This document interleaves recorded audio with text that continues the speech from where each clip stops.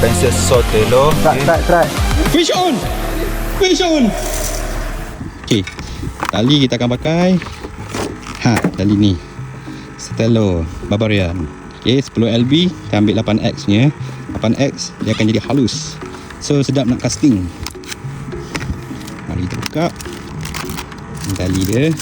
Okay, cara nak masukkan tali, nak tahu berapa banyak tali boleh masuk, kita tengok balik kat kotak dia.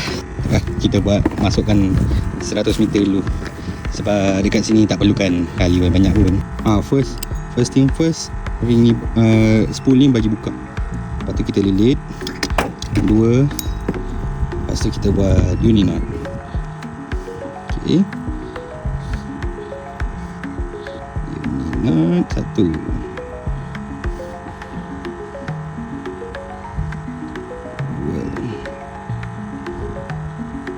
3. Alright. Lepas tu kita tarik kuat-kuat. Tu kita ikat lagi 1 kali. Kita matikan dia.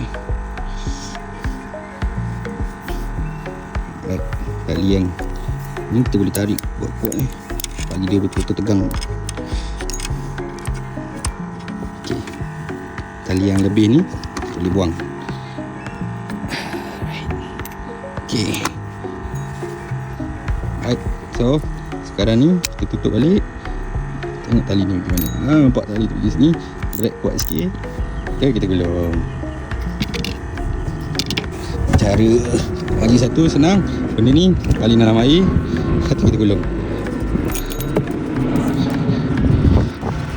Okay, bila kita gulung cara macam ni, so dia akan, tali tu akan tegang kat dalam air.